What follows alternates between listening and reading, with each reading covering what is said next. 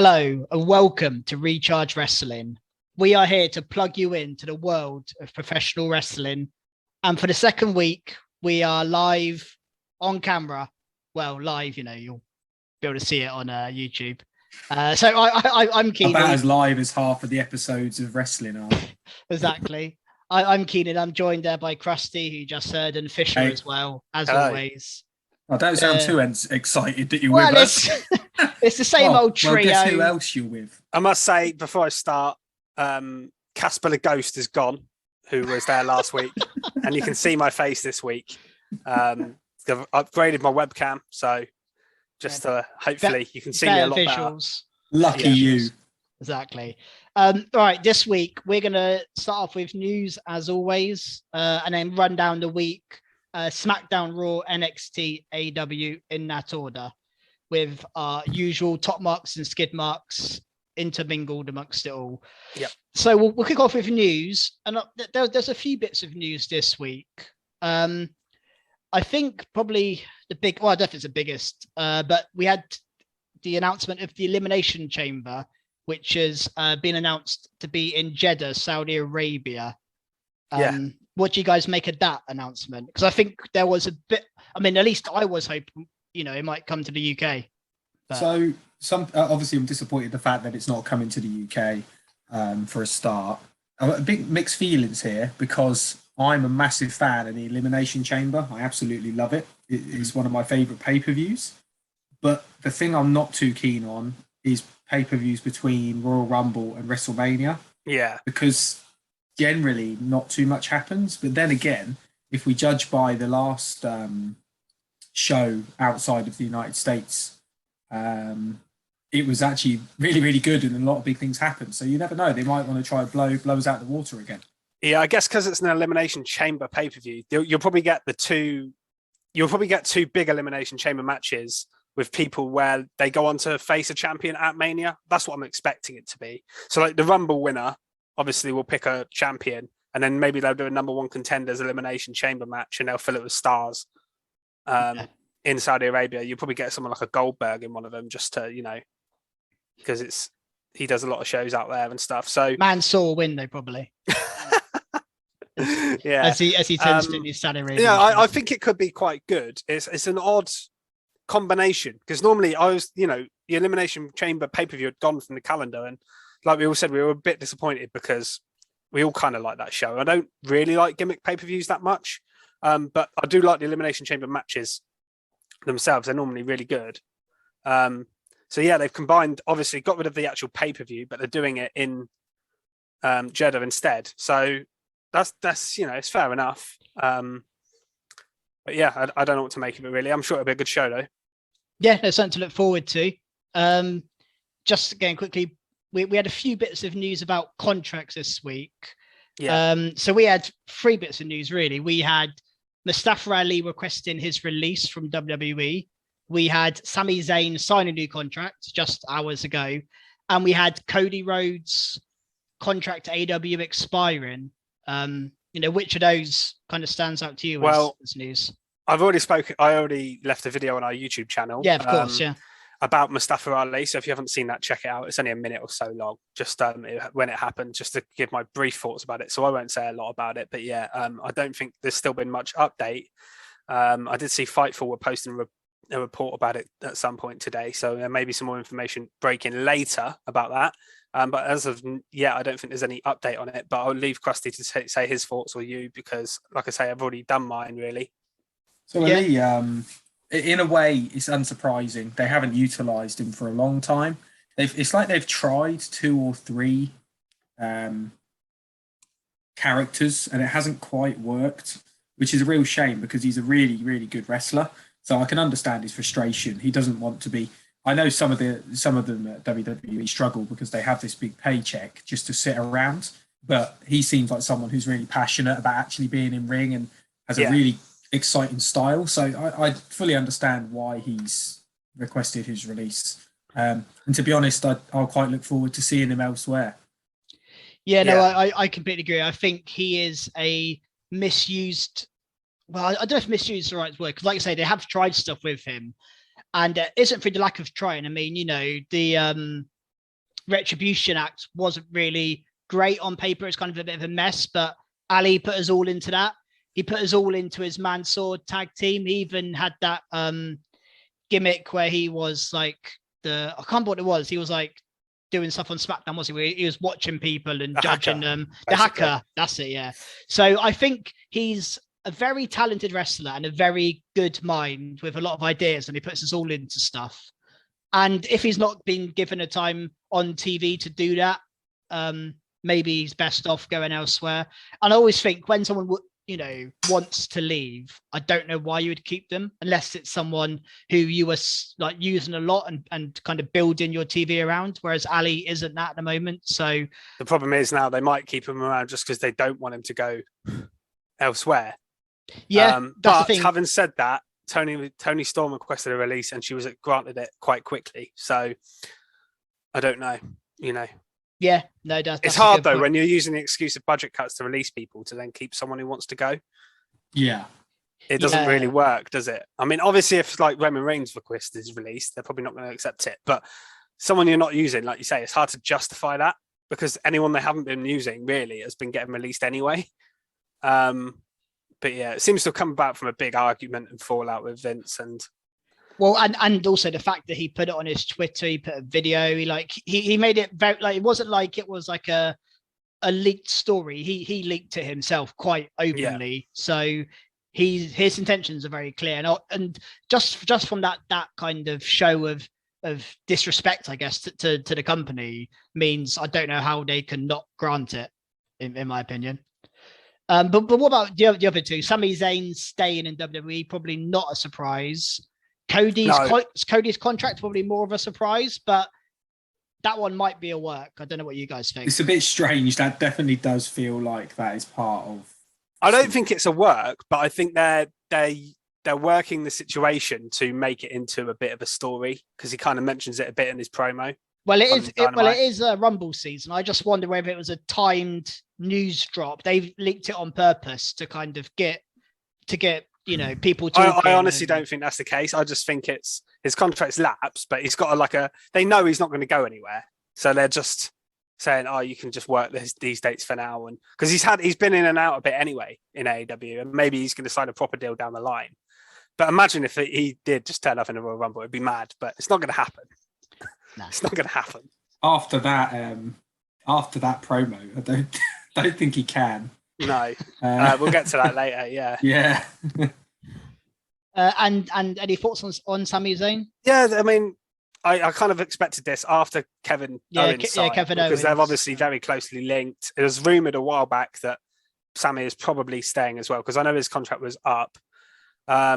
He has been used a lot on TV, not always in like the best segments in the world, but he's been used a lot. I think but I think they're quite popular segments, aren't they? With other people. And he's getting involvement with like a celebrity again, and Johnny and Knoxville. Like that's normally you do that with people that you like. Normally, you don't normally just do that with anybody. So I get that, but hopefully, I think he'll probably win the Intercontinental title back and have a run with that. So I'm sure there's a plan as to why he stayed.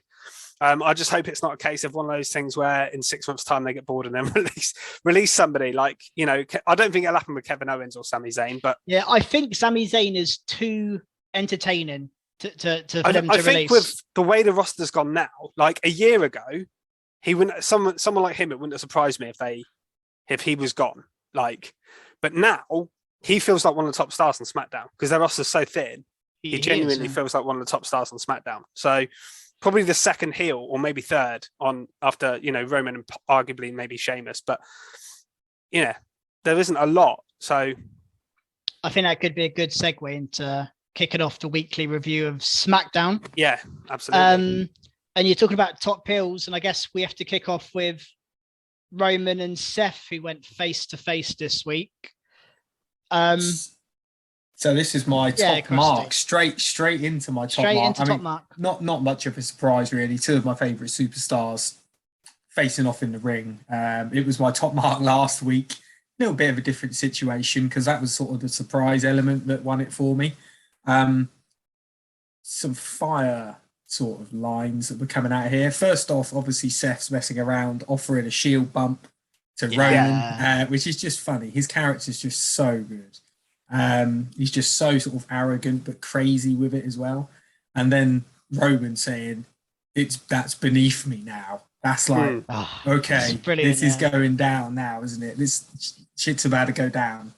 And then an absolutely savage line from Roman, which is nice to see because he's so good at promos, but you don't really see him with this sort of like savage banter too often. When he said, if I wanted to main event with a megastar, I'd choose your wife, which is absolutely hilarious. And it's brilliant. True-ish, I suppose, because Becky is at the I think Becky's a bigger star. She's huge, probably, isn't she?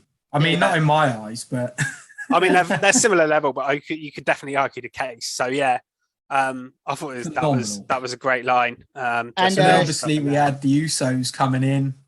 And the fact that Seth avoided that, I thought was really good. I did not expect that. Yeah, I did not expect that. And to be honest, that is all of my favourite people in one segment. I mean, as you can see, got my Uso shirt on. Down since day one. I have been down since day one-ish. But I think as well, there was a nice line from Seth. Well, I don't know if it was a line, but he kind of made a point that he's the one who made Roman, and he was like, you've always needed help to get to the top, and I've done it my own. I made you, and he made a very good case about it when they faced each other one-on-one. He's always won the title matches, hasn't he? Yeah. So it made me believe more that Seth could win than before. Which is always a bonus, and like it's easy because of the history between the two of them. They don't have to do much.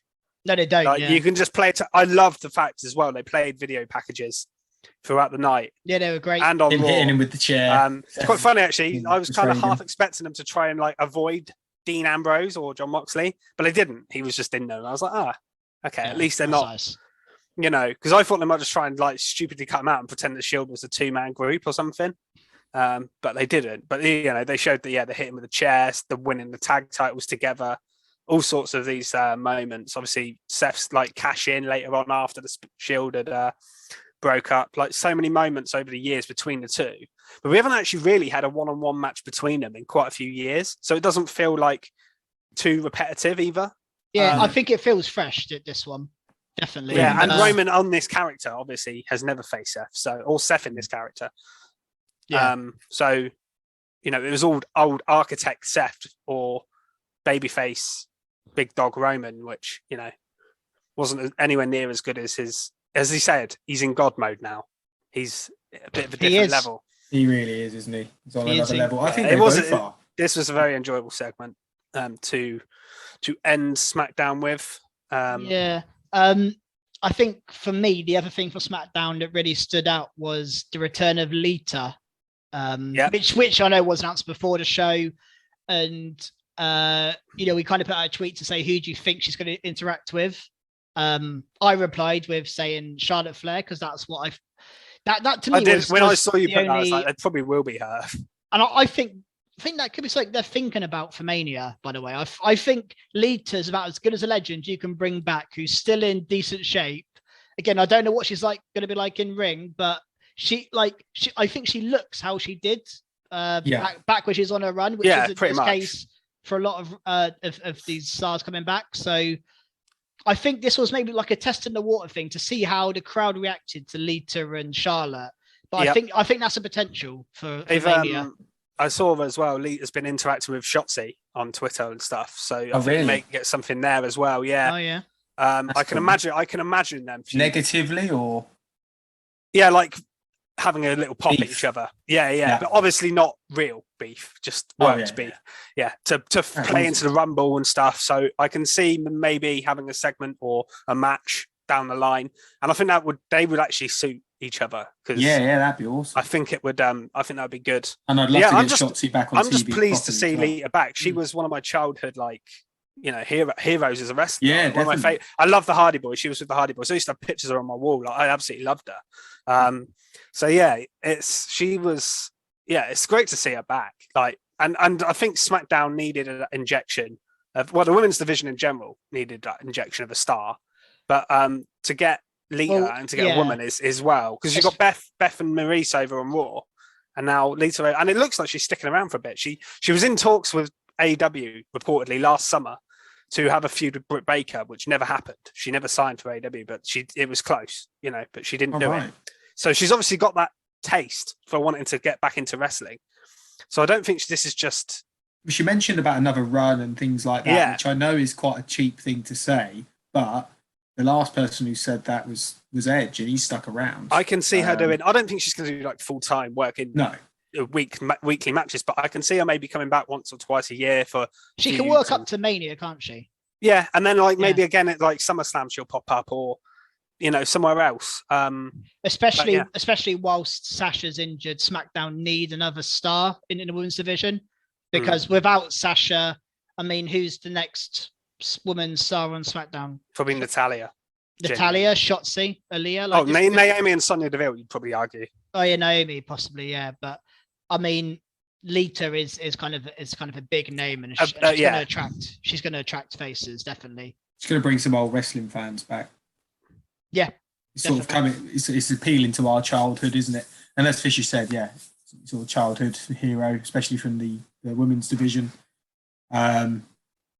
She's just cool. Yeah, and I like the fact that she hit the twist of fate on Charlotte as well. Brilliant, big deal. So we also had, speaking of, we mentioned her a minute ago, but Natalya and Aliyah had a I was going to say it's a segue 3.4 second match, wherever it was. So I was intrigued. We haven't spoken about this. I was intrigued to what you made of it, because at the first, I had mixed feelings on it. I kind of feel like it's a bit skiddy, but it was very predictable. It was a bit skiddy, yeah. But it did kind of fit what they're doing with Natalya, and Aliyah, I suppose. It gets Aliyah a win. It gets her on the TV, which is why I'm just glad to see her. Yeah, and she won, and she's in a way won quite a big deal. She has got a record now. Yeah, exactly. Which is a big deal. So. It is kind of a big deal, and obviously it was kind of obvious, like Keeney just said. Like, I dare talk about world records. She literally brought the book out with her. Like, here's the Guinness Book of Records. It's like, well, we all know what's happening here then. So it's kind of obvious. And she beat her down before the match as well, so make it even more kind of obvious. But yeah, it's just a bit super roll up. Yeah, let's just. But my main question is, where the hell is Xia Li? Because I thought Natalya was feuding with Xia Li, and Xia Li's disappeared off the face of the earth. Which is a shame, because I like Xia Li. No idea. Let's just hope that they haven't lost faith in Xia Li, because they did that with I don't know why they would have. They countless really cool number of stars in the past. They had a really cool entrance. She did a cool segment, and then that was it. Yeah, there's loads that it might come back around. Let's hope so. Hopefully she's in the Rumble or something, because it's not. Otherwise, it's a bit worrying. Unless she's injured, and I don't know about it. But I've not heard anything. I think she has to be in the Rumble, really, because there's just not enough women to go around. You say that we're nearly up to the full marks now. In the women's, but yeah, not far off. There was like 20 before, and now Liv and Balor are in it. So we're getting closer. Yeah, okay. And that doesn't leave any room for people like Bayley, Alexa Bliss, Asuka, Lacey Evans, if any of them return. Like, I didn't think we were at that. I thought we were on like 12. No. It's like there's about 12 returning legends. just returning legends. Just put Mickey James in there 12 times. Fine. If she can get eliminated, she can come back in next entrant. Just keep doing that. I sense some bias here. Yeah, I think so. Mickey James fan club leader. It is nearly filling up, and you're going to get a couple of NXT people in there. So yeah, probably.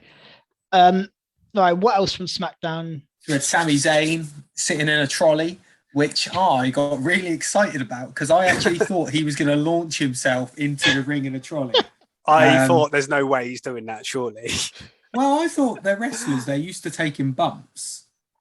Yeah. He could have done it, and I'd have loved that. I'd have absolutely loved if he'd have just torn down there and just stacked it into the ring. Darby Allin would have, by the way. I thought, sorry? Darby Allin might. Yeah, Darby Allin would have. Darby Allin definitely would, yeah. He'd have gone head first. But through glass. I at least thought we might have got the Jackass guys coming down in a trolley. I just wanted to see a trolley. I was a big fan of Jackass back in the day. And a supermarket sweep, apparently.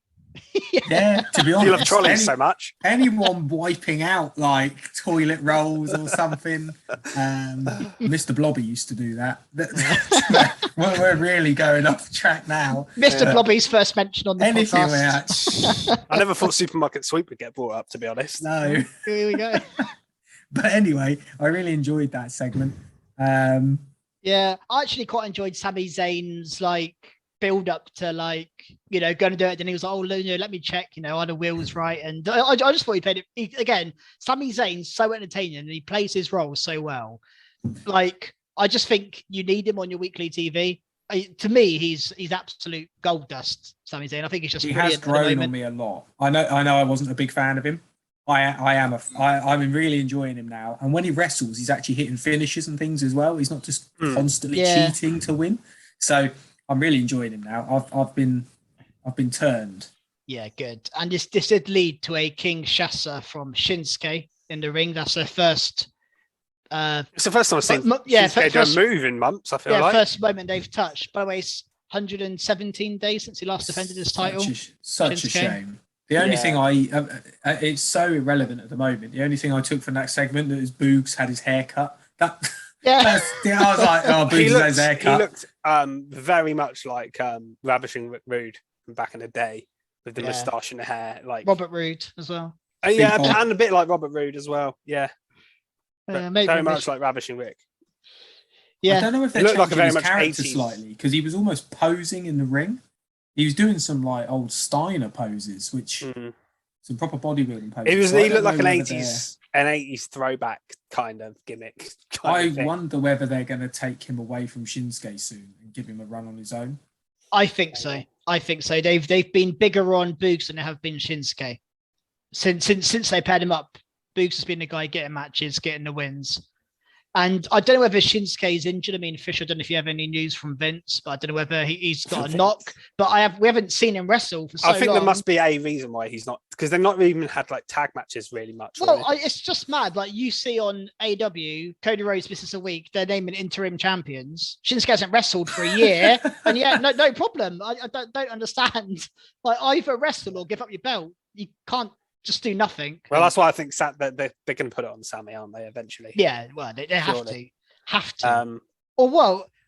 I don't mind Shinsuke retaining as long as Shinsuke's wrestling every week, fighting, winning matches, no problem. But if he's going to sit on the side while Boogs is the main star, I'd like why to he's see champ. Something like Zayn wins, and then he does like carries it to Mania and does like an open challenge or something, and faces like Tommaso Ciampa or someone like that, Pete Dunne, or like a call up from NXT. Yeah, Johnny Knoxville. And they just for the time. Johnny Knoxville. It probably would be Johnny Knoxville actually. It probably will be. It probably will be. And then Knoxville will win. Surely this going to end in something. It might just end at the Rumble with them eliminating each other. I think it'll just be Knoxville eliminate Sami Zayn. I think that's the payoff to this. Yeah, probably. Yeah. Who knows? The only thing for SmackDown I had written down was the Viking Raiders becoming number 1 contenders for the tag belts. This is not good because it moves away from the New Day finally. I know Woods is injured anyway, but I mean, when this match was announced, we had Los Lotharios, Jinder and Shanky, who are both heels, and then Cesaro and Mansoor, which seems to be a really random team. So to me, Viking Raiders were the obvious winners here, despite having no build at all. They've lost all their matches. They did win a match, I think last week or the week before on SmackDown. Didn't they lose last week to? I think they might have done to Corbin. Actually. Corbin. Yeah, they have won a few, but then they lost that one weirdly. Yeah, so I mean, again, that'll be a good match. And if they give Viking Raiders the time in the ring to have a decent match with the Usos, it'll be really good. Because Viking Raiders, I think even in their 5-minute matches, they look amazing. Yeah, all the Viking time. Raiders are so good in ring, and they should be treated way more seriously than they are. Ever since they had that weird thing with the Street Profits when they were playing basketball and stuff, and it all went a bit weird there. Ever since then, they've been like a joke team. Yeah, and I think it's a shame, Viking, because I think they're way better than that. Kind of like FTR, but not quite as egregious when they're in WWE. Is there anything else from SmackDown? there's another match. Actually, I thought it was a really cool match, a really good match actually. was Sheamus and Ricochet went 1-on-1. Yep, guaranteed good wrestler with those two. Yeah, and they had that match in the gauntlet that Sami Zayn won, where Ricochet beat Sheamus. Obviously, it also stems from the feud where Ridge Holland broke his nose, but the match here was really, really good, like fast pace, and the finish was great. Ricochet like flipped into a brogue kick, just really like cool little spot. Just a really good like 5-minute match on SmackDown, but could have had more time, I suppose. But it was, for what we got, it was pretty good actually. I was happy with that one. Yeah, I think that's probably about it from SmackDown. But yeah, really good match. Yeah, that was, as you say, from these two wrestlers, you'd probably expect, to be fair. Yeah, I think it's almost guaranteed of these two. All right, then let's move on to Raw. What do you guys have from Raw this week? So I think the opening segment with Becky coming out, I just love her character at the moment. Is so good. I just think she's really great and is sort of leading the way in the women's division, especially on Raw. And then Doudrop as well. Really impressed with what she's been doing. It's a really nice, fresh feud. And she plays a really good heel. And it's nice that we've got this like Becky, whatever she is, heel / popular. Vincent Van Gogh. I don't really know. And then Doudrop being a heel. And I sort of love the fact that they're playing into Doudrop's this real powerful figure. And then the fact that they tagged, and I was like, not too sure about this. It's a sort of classic WWE thing to throw the feuding people together to see if they can coexist. But I actually quite enjoyed it, and I liked the ending to this, with Doudrop stopping Becky getting the pin. Yeah. And then winning herself, which normally when that happens, they lose. And it's like, oh, what did you do that for? Yeah. She just destroyed everyone, which I thought was great. She's looking really powerful. Including Becky after the match. Yeah. She destroyed Becky, which she like just sort of ran through everyone, which I loved. And I like her finisher as well, because it actually looks like it's going to hurt. Yeah. But yeah, really enjoyed that segment. What about you guys? Yeah, no, I agree. I think Doudrop's been booked brilliantly actually for the last few weeks, and I think they've done a good job in general with Becky's challenges recently. I think I mentioned Liv Morgan before, and I think Doudrop, who's been elevated, from where she was 6 months ago when she was Eva Marie's sidekick to fighting for the Raw Women's title against Becky Lynch at Royal Rumbles, quite a jump. Yeah, I feel like they've done quite a good job, like you say. It suddenly feels like there's quite a few contenders on Raw. Which there is, Liv, Bianca. These are obviously genuine Liv, Bianca, contenders. Doudrop being the Alexa main Bliss is coming I back. feel like Alexa Bliss coming back, and also Rhea and Nikki splitting.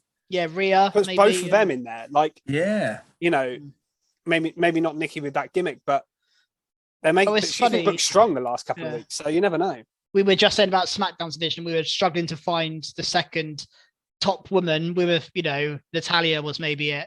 And then you go to Raw, and we've just named off 8 women there who are genuine, contenders. So yeah, the women's division on Raw is flourishing, I think. And I think that's a match that will be good at Rumble as well, because I think there is a bit of jeopardy. I don't think realistically Becky's going to drop the belt before Mania. No. But this is going to be a good match, and Becky's going to have to be inventive to win it, and it's going to be good to see how they get around that. Yeah, definitely. Yeah. While we're talking about the women's division, let's mention Alexa Bliss's thing. So last week, I think we all said we quite liked it, if I remember rightly. Yeah. Didn't really move on too much this week, but it's kind of the same, wasn't it? What I did like is she didn't go mad at the end of this one. She kind of kept the calm, her rage inside, and didn't smash everything up. Mm-hmm. So it progressed slightly, but I don't want them to drag it out too long here. Hopefully, I think it's to the Rumble. Surely it's not going to go any further. Yeah, than that. But that's only 1 week. Unless she comes in and goes absolutely mad in the Rumble, and then it continues for a little bit longer. Yeah, I think we'll go on to the Rumble. Maybe next week she has like an in-ring segment with the the guy, And psychiatrist. Yeah, psychiatrist. That's the what one, I'd like thank because what you got to bear in mind when people come back is you always got to think, who should she feud with? I think the perfect person for her to feud with is Liv. Yeah, because I don't if think that's she's a keeping feud this that's sort of ever. character. I don't think that's a feud that's ever happened before.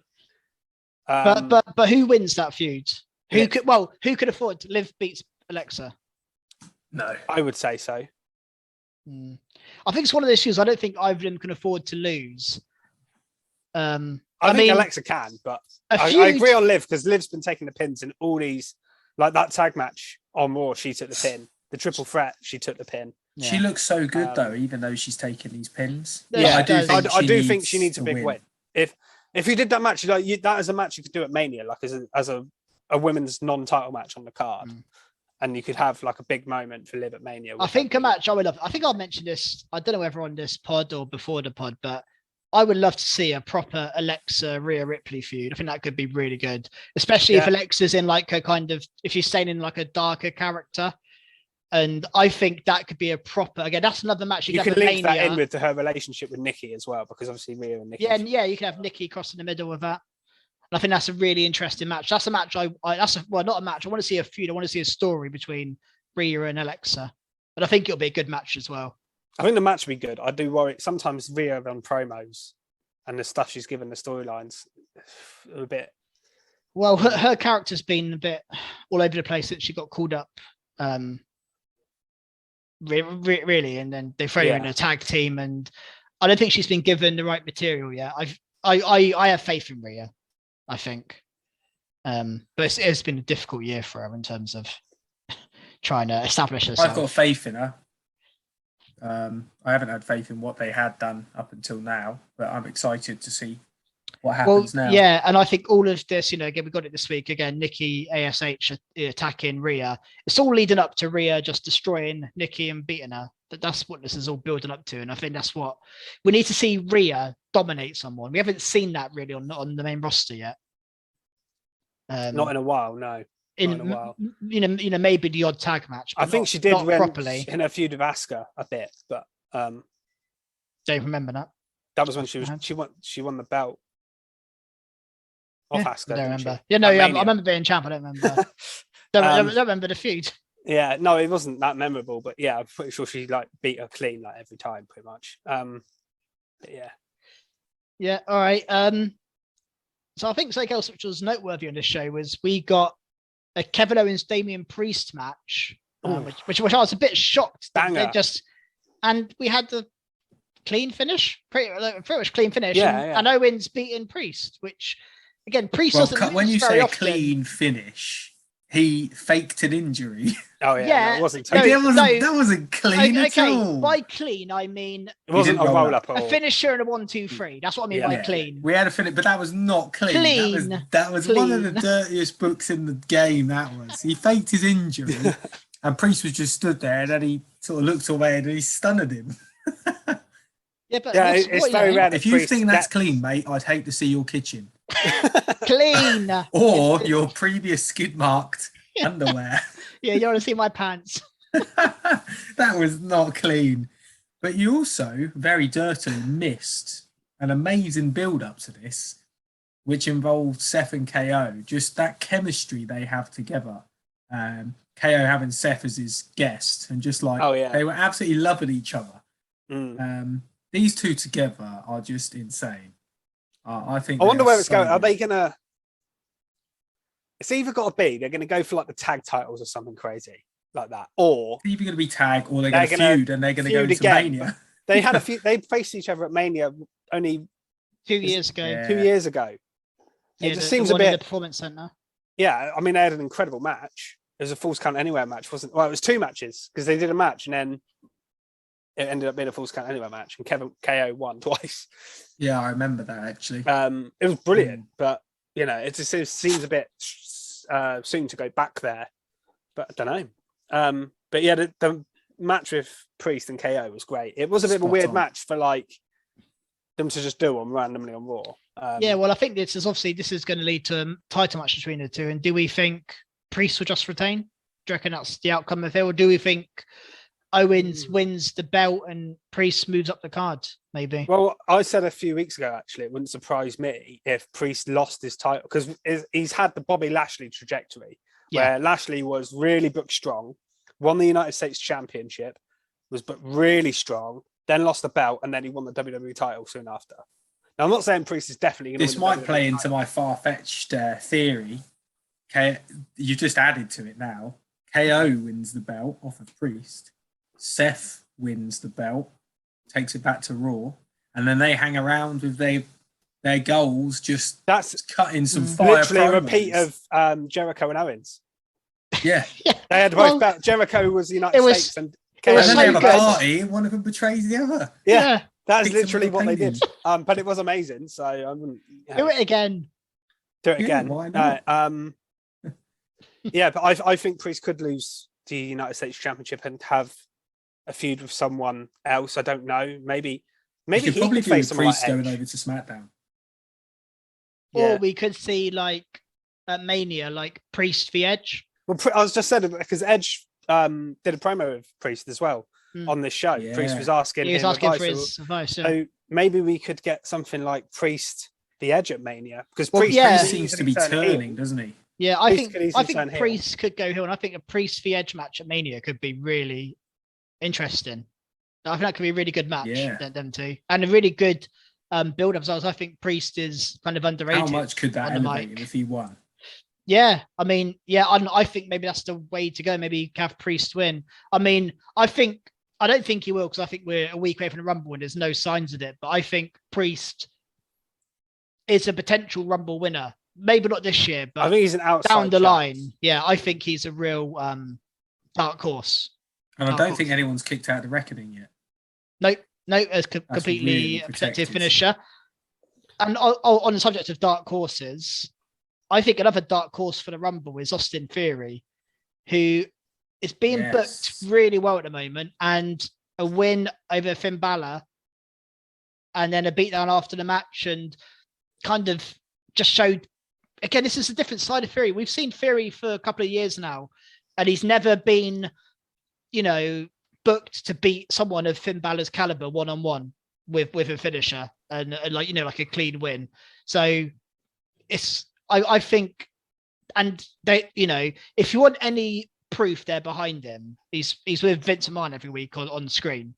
They're sticking a rocket to Austin Theory's ass and they are shooting him. You haven't seen anyone hang around with Vince this much since 10, 15 years ago, maybe. Yeah, definitely. And I think, I'm not saying he will win the Rumble, but I think he's in the top, 6, 7, 8. He's in the top contenders. 30, that's for sure. Well, I think he's in the reckoning. I am considering. Do you know what I would love to see? I've just had an idea for the Rumble. This might be stupid, I don't know, but it just came to my head. Tell us, we like stupid. Austin Theory is, he's been like, Vince has been like, expect the unexpected, blah, blah, blah, Oh, I know what you're going to say. I think I know what you're Vince is going to sneak up on him and eliminate him from the Rumble. That would be hilarious. I'd love that. Or we're going to get Shane O'Mac come back. Oh, don't do that. Mania, Shane O'Mac for Austin Theory. Shane O'Mac's going to be in the Elimination Chamber. It's not a mad idea, by the way. Shane O'Mac be Theory at Mania. Maybe that's just all leading. On the other side of this. Who wants to be the real son or something like that? Shane O'Mac versus Austin Theory. Keys to the kingdom or something. Match. Who wants to sit on the egg? Can I say as well, Vince McMahon, he said, he said Austin Theory, if you don't win, then I'll come back here and I'm gonna. He's like, I'm gonna smash your face in, so it's just teeth and blood. I'm gonna send a picture to your mum. I think I was like, all right, Vince, calm down. That was crazy. I don't know where that came from. He got really like necessarily over the top. Yeah. On the other side of this, though, I do feel a little bit bad for Balor. Seems to be very directionless. I've almost given up now with Balor. They've just stumped him, haven't they? They've coup de grace on Balor. Yeah, he's still suffering from that rope breaking against Reigns, isn't he? He hasn't recovered from that yet. No. Balor. And I don't know if he ever will, unfortunately. And he's already done the NXT thing. He's already gone back to NXT. He can't do that again. So I don't know what is. I mean, he did say he wanted to go to NXT UK, but I don't see that ever happening. You never know. If they don't use him and he wants to wrestle properly, yeah, maybe it's a title they'd probably give him. Oh, of course, yeah, they would. So, surely. I just think the money he must be on to go wrestle in a show that hardly anyone watches. Oh no, they'd have to cut his contract, wouldn't they? Yeah. But it would draw crowds. Though. It would draw. Crowds. If you want to push NXT UK, send Finn Balor there for 6 months, a year. That will draw crowds to NXT. I can see it happening. Yeah, it's not the worst idea at this point. Maybe it will. Well, the best idea. Speaking of seeing things happen, did you see Maurice hit Beth Phoenix with a brick? I like this. I'm enjoying this feud. I honestly thought Maurice suckered me in. I was like, she actually. You got suckered in last time by her. I get suckered in every week. At first, I was like, why has Beth gone down from that? Like a hit with a handbag. Yeah, and then I realised there's a brick in that bad boy. Yeah. So I was glad there was, because I was thinking, Beth, you're like, nah, don't go down from that. Or stay down. You'd go down, but you wouldn't stay down like that. I'm gonna glam slam you, man. And she got bricks. All goes on. Yeah, but I think this is a good story they're telling. You know, Beth and Edge are clearly superior, but Miz and Maurice have these dirty tactics, and I think that's going to be the story of the match. And I think you needed this because when their last match with Miz losing, I was like, this is pointless now. It's like it's done, but actually they're like properly outsmarting them, aren't they? Yeah, I think this is going to be an interesting. I mean, again, I still don't see anything but Edge and Beth winning. I can't. Again, a spoiler for my prediction, but I can't see how you can have Edge and Maurice win. Only way I unless can it's see really dirty, yeah. Or somebody who they want Edge to feud with at Mania. Damian Priest causes an issue. Damian Priest comes in and bricks Edge. I don't know. Yeah, who knows? What else from Raw? So I think we've got to talk about the Alpha Academy graduation ceremony thing. Otis looked great. That was I just thought I loved. Gable's cutting great promos at the moment. He is. He's on really fire, showing Chad Gable at the moment. He's really 2022. He has had a great year so far. I mean, we're only 20 days in, but yeah, he's had a good start. He's had a good year. Yeah. Yeah, I thought it was a really good promo from Gable about Otis mainly. Otis just said a few words and then Riddle interrupted him. Dressed in a gown himself, of course, it's Riddle. Yep. And then they kind of sucker him in and Otis goes out. And then, of course, Orton hits the RKO. In a gown. Yeah, in a he gown. needed to come back looking strong, didn't he? Put the gown on, yeah. Orton's absolute... Oh, he's so good at the moment, Orton. He is on absolute fire, I think. I'm looking forward to the feud when Orton and Riddle. Yeah, and I thought they might kind of go to that almost instantly after losing the belts, but we're clearly not finished yet with Alpha Academy. Well. Feels very AEW. I think the Rumble. I think it peaks at the Rumble. Either we'll do the rematch at the Rumble, and it will happen then, or they'll both be in the Rumble and eliminate one. One will eliminate the other. Yeah, and that's where it will start. Yeah, maybe you're right, but I think this is just great. I think maybe you'll get like Riddle eliminate Orton as like I got ya, but you still, and then Orton will get pissed off and just RKO him. And then I want it to be the other way around. Yeah, I want Riddle to RKO Orton. That's what I want. Yeah, so do I. But I want Riddle to get eliminated by Orton, and Orton be like, "What did you expect?" And then Riddle's like, "Nah," and then just like gets in, RKO's him, and then he gets eliminated. Yeah, yeah. It would be better that way around. I just don't know. I feel like WWE is going to go like. He's so happy at the moment. He needs to be. You need to keep him face. He's playing a great face. The crowd are reacting like crazy to him as well. Yeah, I don't think you should turn Orton. No, I don't think you should turn. We had him too long heel, and he kept losing. Yeah. I predicted him in our sort of inner circuit predictions that we had a couple of years back when it was Drew versus Orton almost every week. I was predicting Orton to win every match, and I think he won once. He did eventually win it, yeah. The biggest celebration I've ever had, but he did not win a lot of those matches, so he needs to stay face. But again, if you make Riddle win that match, if they do feud, I mean, I know we're just predicting this happening, if they do feud and Riddle wins, that is a huge put over, isn't it? And I think Orton will be happy to put him over. I think Fisher mentioned before that Orton kind of handpicked Riddle to work with. Yeah. So he's big on Riddle. So I think that is probably a likely outcome is Orton just puts Riddle over. And Riddle, again, you could elevate Riddle to the title scene with a win over Orton. And then you could turn him back face if that's what you want to do. You could have the win sort of make him be like, oh, whoa, man, I need to be happy again. That was an awful. It wasn't even a Riddle impression. I was just doing that's a general bit of a hey man, bit of a Riddle dude. Sorry about that. That's how we enjoyed it. I think. Whoa, man. So I've back to serious business. I've actually got my skid mark here. From Raw. Ooh. So my skid mark is pretty light.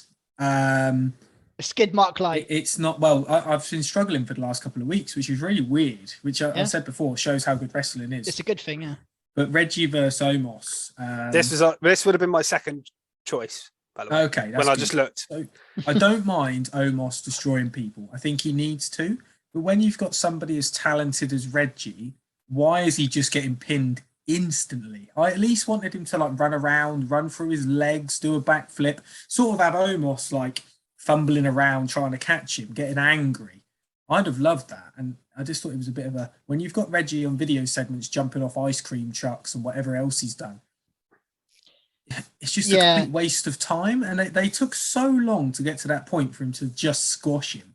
I was like, oh.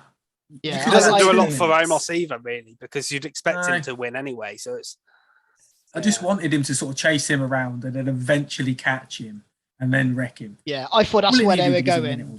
I thought that's what they were going to do when this match was announced. But I've said it for a few weeks. I probably, I just don't get Omos. I don't think he's good at all. I don't think he speaks well. I don't think he's good in ring. He's tall. That's it. Other than being tall, I don't know what he's got, but that's kind of enough, I guess, sometimes. But he's very much closer to the Great Khali level than he is the Big Show or Undertaker or Kane or these other big guys we've had in the past. I think I'd rather keep hold of Strowman. Yeah, and I think they're strapping a rocket to him quite clearly. And I think he's a potential Rumble winner. I just from the way they seem to be behind him. I think he can go in there and eliminate 10 people. Yeah, I don't think he'll win at all, by the way. And if you he want does, someone like Lesnar or Roman to eliminate if he wins Rumble, that will be skid mark of the year for me, by the way, if he does win that. But yeah, I just he won't win the Rumble. I do not think he is good at all. I think it would help as well. Like you mentioned, Kane, Undertaker. Those guys are obviously great wrestlers. But what helped with them, get them over first, was character.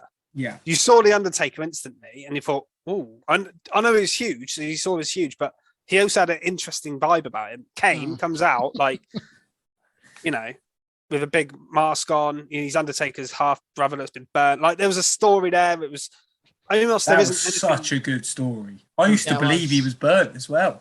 Yeah. I thought they were brothers. Yeah. Yeah. But Omos isn't anything. It's not that I don't think he's bad. They're just not doing anything because he's not having a match. He's just destroying people. Even against AJ Styles, he didn't do anything really. No, AJ sold his ass off for him, but AJ put him over way more than I think he deserved. But the thing is, they're clearly behind him, and that worries me how much they're behind him. I guess maybe the fact that he's fighting against a 24/7 wrestler rather than... he's I know he beat AJ, but he had to beat AJ because that was the tag partner feud. They had to do that match. But who has he really beaten so far? They only did it once as well, which is good. They could have dragged out I for thought 3 they were or going 4 to do weeks. it I thought they were going to have AJ lose 5 times, honestly. Yeah. And they haven't. They might do it again yet, but... What was Strowman's introduction like? I know he followed Bray for a long time. Yeah, he was. And then he went the through Wyatts. weeks of destroying people. But yeah, did he really find his feet? I don't think he found his feet instantly. I think it took a while before. No, but again, the Wyatt. At least you had the character with the Wyatt stuff. You had a bit of because everyone loved the Wyatt family, I know everyone likes AJ. I'm just wondering if it's the same journey. Yeah, but even with the AJ thing, there was no real reason he was with AJ. AJ was like 1 week. He was like, "This is my Colossus, Omos," and that was it. I don't mind that though, because that was AJ has that sort of arrogant character. Yeah, I'm going to have someone follow me around to destroy people. Yeah, no, I know, but like we're seeing the equivalent is MJF having Wardlow, and look at Wardlow's character development and how good he is. But it has taken a long time. It has. If we looked at Wardlow a year ago, if he was better than Omos is now a year ago, I suppose, but I don't recall really seeing him do too much. I don't know. I'm massive on Wardlow now. Yeah, massive on him, but I don't. I'm just trying to give him a little bit of credit. This is in the middle of a skid mark here, but you've like out-skidded me that I'm starting to like top mark him. You're defending the skid mark. And I'm defending my skid mark making sure there's more. I just think Omos is rubbish. I'm sorry. I just don't think it's very good. Let's I wouldn't tell him to his face after the Rumble. Yeah. No, I don't think any of No, I wouldn't. We'd have to get on each other's shoulders. Face. Yeah. Is that everything from Raw? Should we move on to NXT? I think we need to move on. Because I'm ready to double down on skids. Oh, go on then, Fish. Let's share our rounds. Let me first be very, very positive and say that this was almost my top mark because the match between Walter and Roderick Strong was amazing. Who, Fish? Who? Oh, sorry, not Walter. Gunther.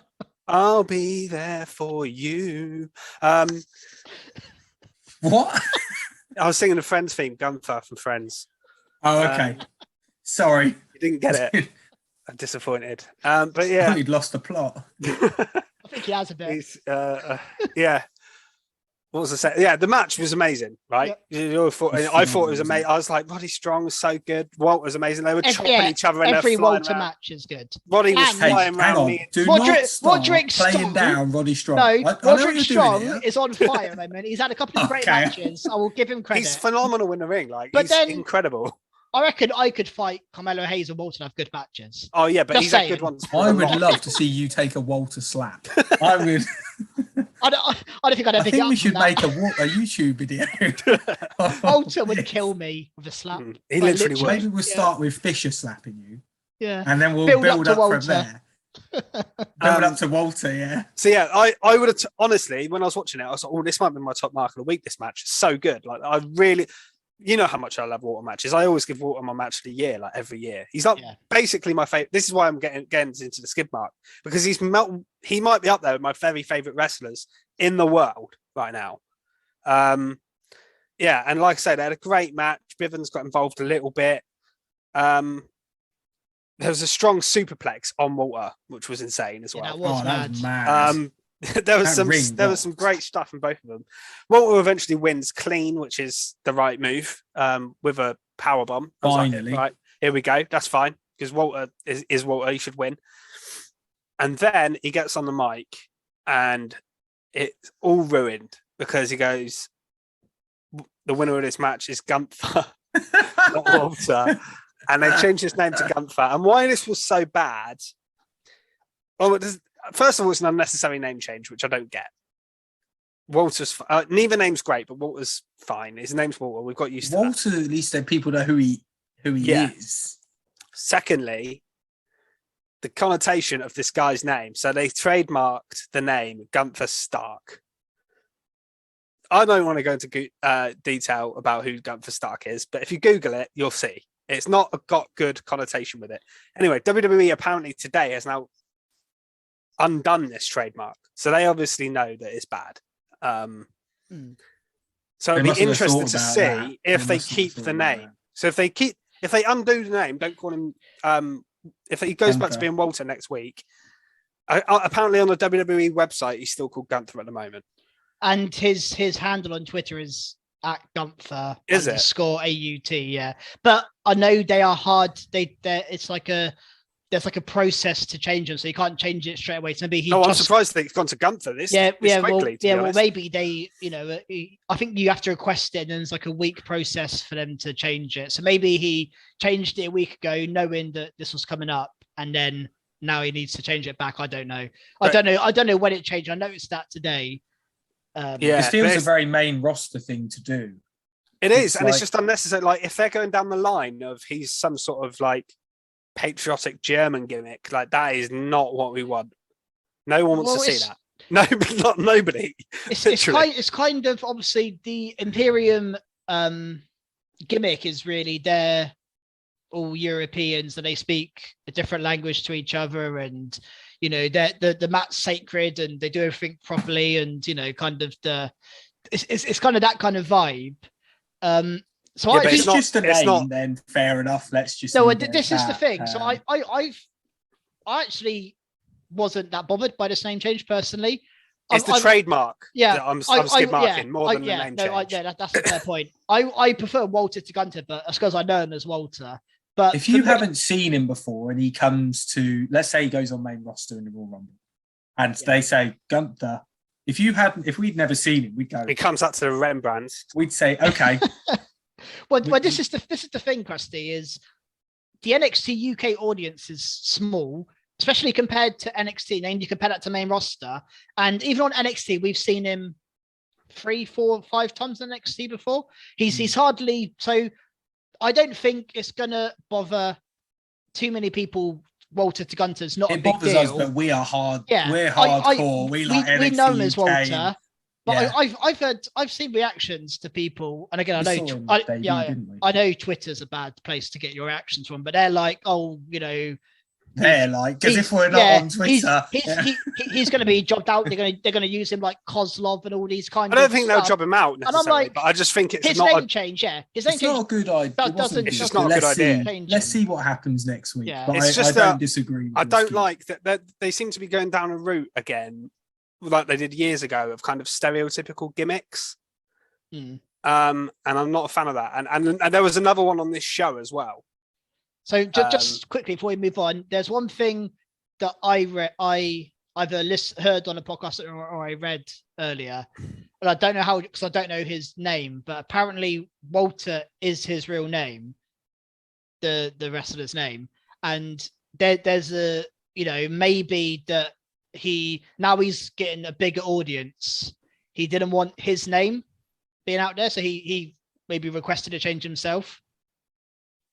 I mean, if he did, then fair enough. I don't know if his name you're going to feel silly if you skid marked Big Walt's name change and he chose it.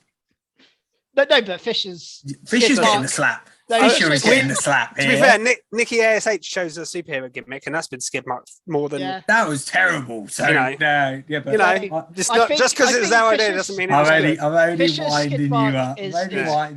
Fisher. I just think it's WWE not doing their research.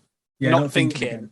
And that's the problem. And like I say, moving on to another, like they seem to have this very I mean, Tony D'Angelo's a very stereotypical gimmick, isn't it? Yep. Very, very stereotypical. They've got others. There's plenty out there, right? But the Saray one as well. Now what they've done there. This was rough. Just not a fan. Like, why? I get that she had no character before, right? Yeah, I get that. They're just trying something She was a very good wrestler, though. She was I was happy with the way she was wrestling. I don't mind them doing something different with her, but of all the gimmicks to choose, they went down the Japanese schoolgirl route. Like, I don't really know why. Yeah, I know. It was questionable, and you know, we'll see what. I'm willing to give it a chance to see if it's good. It might be entertaining.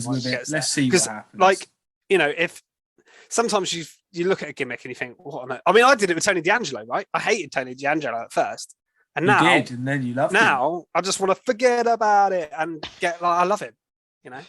Yeah. All right. Let's move on to Tony D and his segment where he had the memorial for Pete Dunne, which I quite liked because I quite liked this. Yeah. Yeah. I don't think Pete Dunne's coming back to NXT, so I think it's quite a nice. I think he's gone now. Like.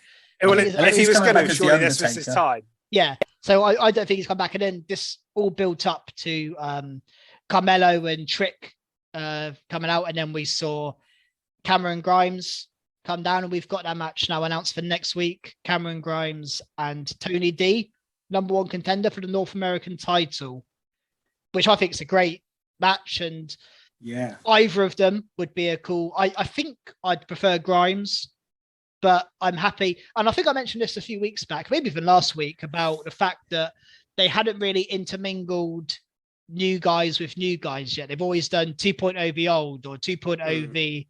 And so I wouldn't mind seeing a Tony D'Angelo v Carmelo Hayes just because it's 2.0 guys. And we kind of had a bit later with Odyssey Jones and Joe Gacy's little. So they're starting to mingle. Because they're running out of 1.0 guys anyway now. If Ciampa and Dunn have gone up, there's not many left. Well, you've still got like basically Roddy Strong versus everybody otherwise. LA Knight, Cameron Grimes. There's a couple knocking it. Because I barely count those as 1.0. They're not that old. No, they're not. No, they're 1.5. Yeah, but Quick math. and I think we're going to get a good North American title feud with whoever comes out. Maybe this ends up in a triple threat. Potentially could happen. Although Carmelo had the triple threat match with Dunn and Gargano recently, so I don't know if that could be pretty fire. To be that fair, I think that would work better for Tony D as well, because I don't think he's a good wrestler, but I don't think he's quite got the stamina for that one-on-one. And I think Grimes is going to win personally. Yeah, I do think D'Angelo needs to establish himself a bit more. He had the Pete Dunne feud, but I thought the Dunne matches were good. I think he needs to beat someone else. He needs to beat like I don't know, Duke Hudson. I can't think of a top of my head, but he needs to kind of have a couple of wins under his belt and then go into a match. Because I just think him v Carmelo, I think Carmelo would win.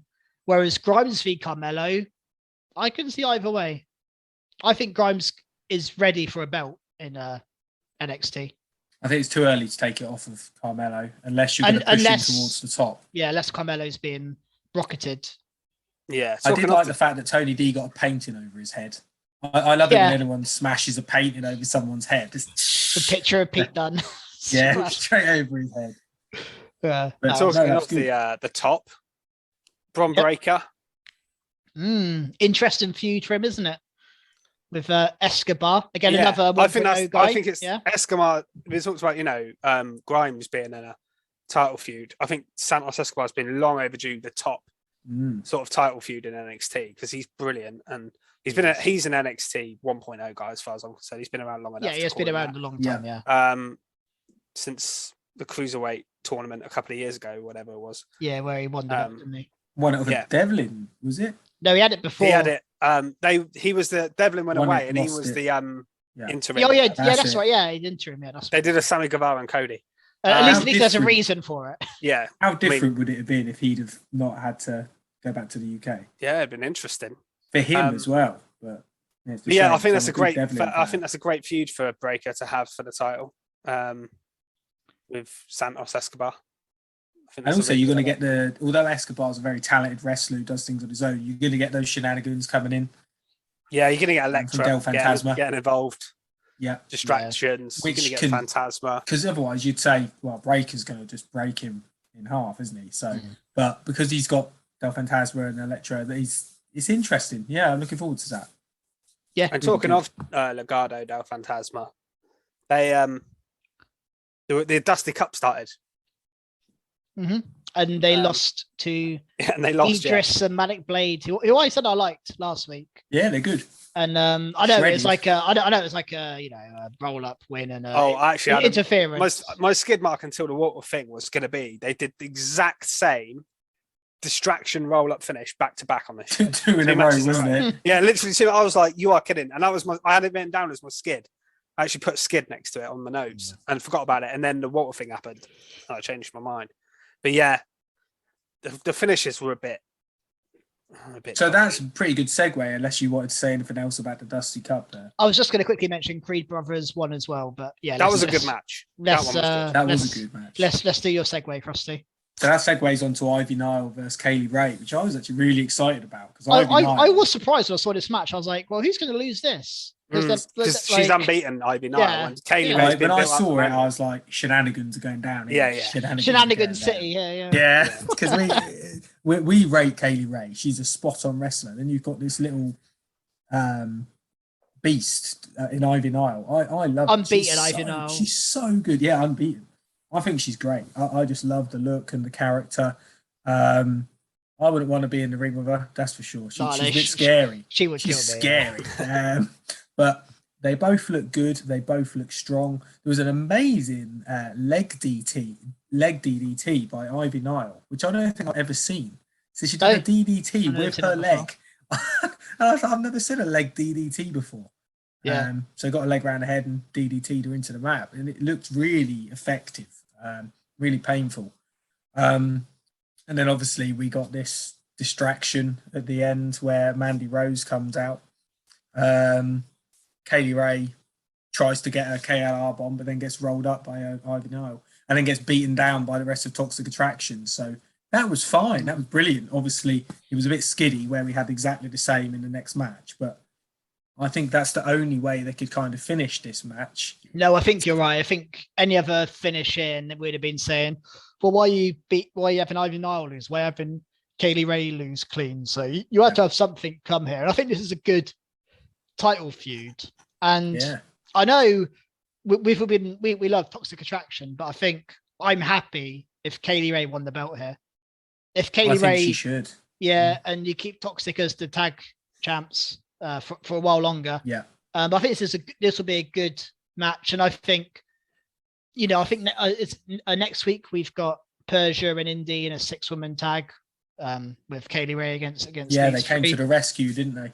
Yeah. So I wonder when the women's Dusty Cup is going to start. I think it said in a few weeks' time. Yeah, because I think Indy and Persia look like the favourites for that for me at the moment, because they haven't got many teams, have they? They're the people kind of in the feud with Toxic Attraction already. It's a bit. Well, they introduced Ferosh and Julissa Leon this week. Yeah. And we've obviously got Caden and Casey, so they just need one more team. I'm sure they could. Which is going to be Cora Jade and Raquel Gonzalez. Oh, yeah, it is. Of course it is. Yeah, they're good. They're probably going to win it, to be honest. There's your 4 teams. Yeah. Because they had a promo where they said they Cora wanted to team with Raquel. Raquel said no, but Cora was like, I think this is the right decision, and you're going to get Cora now learn basically being a better wrestler. How to wrestle, is that what you're going to say? I wasn't going to say that. I was going to say she's going to become a better wrestler through being with Gonzalez, who is a phenomenal wrestler. Was what I was going to say. She's going to learn how to win that time. As well. She's going to nurture. Dominate. Yeah. I think it's not a bad It's storyline. a good idea. Yeah, I like this much more than having her in a main title feud.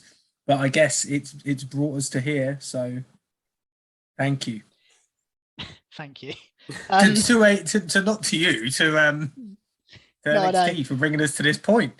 So I think the only thing from NXT worth mentioning, unless you guys say otherwise after I finish this point, but I think we had the LA Knight opening the show with a promo. Yeah, definitely. Brilliant. I love.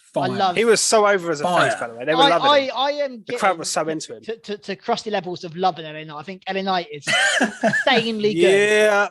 Yeah. He loved in tonight, didn't he? Yeah. He did. He was all over it. And called out Grayson Waller, which led to Grayson v Dexter Loomis, which was an alright match. And Dexter Loomis, it's nice to see him still doing stuff, because I don't know what he's going to do after Johnny left. And this led to kind of Grayson Waller's bodyguards appearing. Yeah. What a unit. They didn't actually say his name, did they? No, so I think he's the other member of Indus Share. So Veer's tag team partner. So he's arrived NXT. Before Veer. Is that what you're telling me? So honestly, I forgot to mention we got more Veer is coming videos on Raw. Oh, yeah, they had been gone for 2 weeks and now they're back again. He's coming for the Rumble. That's what he's going to wreck some people in the Rumble. He might win. But anyway, we've seen Veer's tag team partner, which he was called Sarav before. That's who it is. Or Sarav. So it's interesting to see whether again they'll probably change his name as well. Because I think he looks really cool. Because the way the commentators said, they're like, "Oh, who's this?" As if they've never seen him before. And he's been on NXT TV, a fair bit before. So they're kind of playing dumb. So I think they're going to change his name and. Oh yeah, they didn't pretend they're the same gimmick. Can you imagine if they just said, "Oh, by the way, Wendy Chu was Mei Ying"?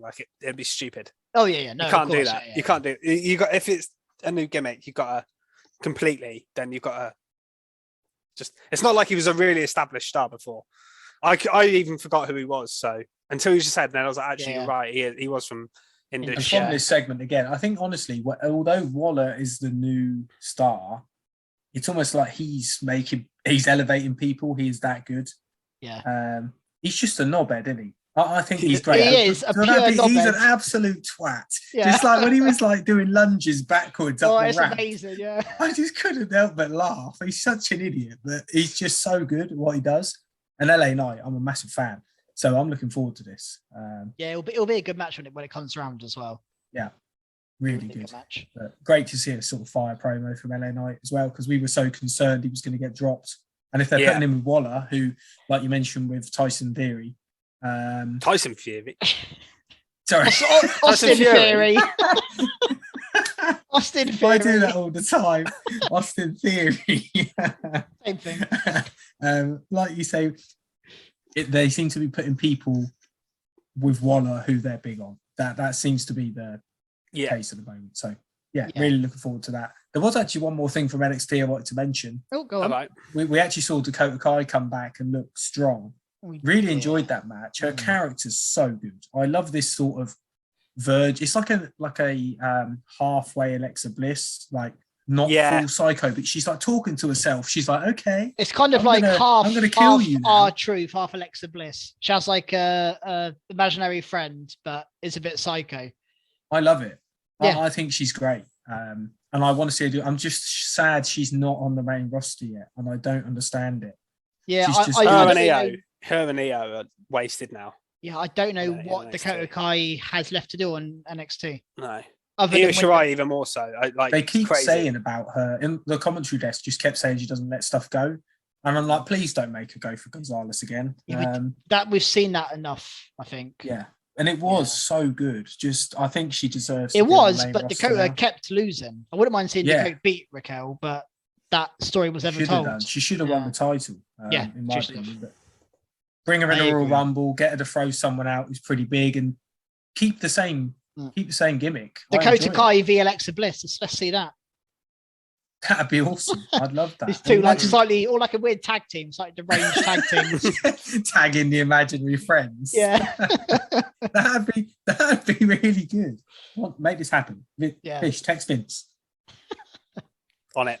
And Tyson Fury. Yeah. And then Austin Theory as well. Text them all. Well, let's move on, and we'll give Tony Khan a text to move on to AEW, unless there's anything else. No. So I've actually got. I'll kick off AEW because I've got a top mark and a skid mark from the same segment of AEW TV. Believe it or not. Which show are you starting on? I'm starting Dynamite. Dynamite, okay.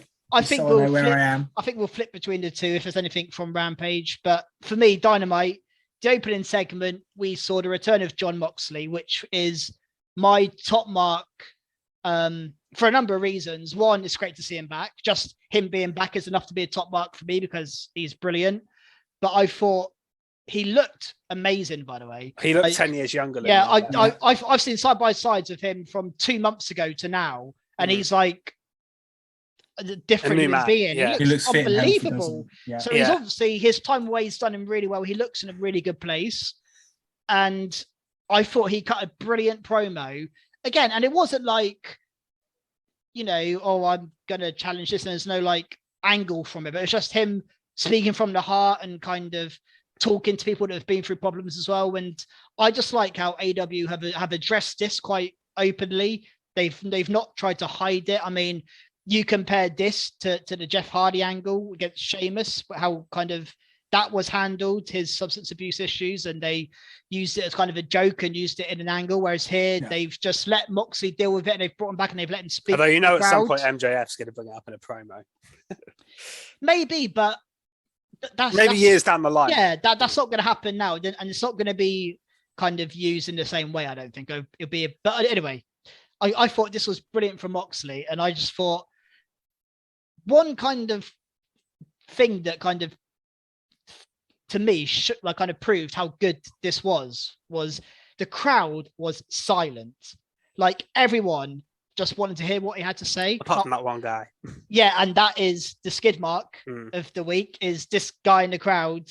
Again, he said something inaudible on the TV. Moxley told him to fuck off. And Literally on air said, what did Yeah. he say? Go fuck yourself. I think. Yeah. Fair enough. Then get that guy out. If you're going to swear on Yeah. TV, that's the time to do it to some idiot And he said, crowd. get this piece of shit out or something. Yeah, I'd and have loved to have seen the crowd at that moment around that guy. oh god, yeah, he would have been The stupid thing is, Taken to suplex. this is literally him. the opening segment of the show. I know. You just paid money to go to a show and you've been kicked out on the Well, first segment. you know, You idiot. What an And- idiot. and also, like, again, the fact the crowd was so silent and ready to hear what he had to say made it worse because it was so clear. And Yeah. again, you can't make out on TV what he said, but you I had can to hear listen to it a few times someone back. talk. I And saw again- the clip on Twitter and I Yeah, had to listen so like 10 times. it was calling him a There's a drunk difference or a junkie between, or something, wasn't he? There's a big difference between hating on someone in full character and hating on someone that you know has had issues. Yeah, it's going through Yeah. personal. It's demons. a personal promo. It's not like having a proper MJF Yeah, or something like that, or anyone really once they're sort of going for it in full character. Oh, yeah. But Yeah, this is absolutely. not character, and if you're enjoying a promotion, whether you like that wrestler or not, you shouldn't be digging them out personally. It's not. well, fair. this is kind of the fans recently, like the last 18 months, year, have kind of got a bit more. Again, I'm being nice by saying cheeky, but we saw the Nyla Rose sign a month or so back. We saw the fan attack Seth on Raw. When we were at WWE Live, we saw a fan jump over the barricade to try and storm into the ring and attack Kevin Owens. We're just seeing fans, or the odd fan, the 1% Yeah, of very, idiots, very, very small. Mm. quite often now. It's not like, it's happening. Before it was like once a year, maybe we'd see it. Now we're seeing it once a month, maybe. And so it just needs to stop. So if you're at a show, just enjoy the show. I don't know why you'd pay money and then shout abuse at John Moxley like that. I just don't get it. No, well said. And yeah, and I think great to see him Moxley handled it brilliantly, by the way. Oh yeah, he did. really did handle it well, and it didn't put he probably had all this kind of built up emotion coming out, ready for this long impassioned promo, and then that gets thrown at you straight away before he's even said a word really. That could derail some people, but he kind of carried on and delivered a great promo anyway. So well done, John Moxley. Welcome back. We're pleased to see you Great back. to see him. And I'm excited to see where it goes. I know he's got his first matches with Ethan Page. Yeah, I think that's a good after kind of promo heel later, for him which to is fine, be. but I don't Yeah. think that'd be, obviously that's not going to be his first big feud, but yeah, that should be good, I'm sure. Yeah. All right. So now I've done my top mark and skip mark. Is there anything from Rampage? you Yeah, guys I had wanted to something mention? on that page, I think. So we got, I know we got the tag title match. yeah, So I had a yeah. few things. Go on, Crossley. I thought the initial match, Adam Cole versus Trent, was spot on. Yeah. Absolutely spot on. Mhm. The pace was intense. And as we've said it a few times on the show, Trent has come back. Trent Beretta, as he's more known as now, has He's come really back. good, isn't he? What? He's steamrolled him, hasn't he? I think both of them are really selling moves as well. Just the way they were taking the bumps just looks so good. Yeah, really enjoyed that match. It had me gripped. Yeah, and that, of course, led into the match on Dynamite. Might as well mention that sort of in the same segment, really. But the mixed tag match we mentioned last week, we were excited for with Adam Cole and Britt Baker versus Chris Statlander and Orange Cassidy. Some really good stuff in that as well. Adam Cole just, at the moment, seems to be... He's everywhere, isn't he? Yeah, he's on every show. He feels like he's in the Bryan Danielson role now, where he's having the banger match every week that Bryan was doing like a month or two back. It feels like Adam Cole's turn now for that. And yeah, really establishing him, isn't it? Really, yeah, I think establishing him. when he first came in, he felt a little. There was a lot of criticism about his booking because he didn't feel important. And I kind of understood it, but at the same time, you have to be patient. Yeah. And now we're seeing how important he is. Like he's centerpiece of the Elite, really. Yeah, I think my prediction is when it comes to the next pay-per-view, which is in like 6 weeks, I think, AEW's next pay-per-view, I think we'll see Cole and Hangman for the belt. That's my prediction. Yeah, we may well do. And I thought the match this was a fun tag match. There's some interactions between, we mentioned last week, we may get some interactions between the men and the women. So you had Britt, obviously Orange to his little kick things. And I quite enjoyed that. I don't know why. That was funny. In this instance, that was really funny. Yeah, and then Chris Statlander later on did a 450 onto Cole when he was trying to cover That was Britt. mad. Yeah. Statlander is looking on point. She is very good. And she was great in this match. I wrote down in my notes actually that I thought the women had the better half of the match overall. Yeah, I thought she they hit did an really, awesome really move well. Thunderbomb, which was I think it's an awesome finisher, not finisher, just move. It is her finisher though, isn't it? Blue Thunderbomb is her finisher, but it looks good, whatever. Yeah, I don't know, but yeah, this was so that led into that, and I thought it was all really, really good. And then we had the ending. The Orange Cassidy knocking into Britt Baker through the table. Yeah. So this is one of those spots where it's kind of predictable, and we've seen it.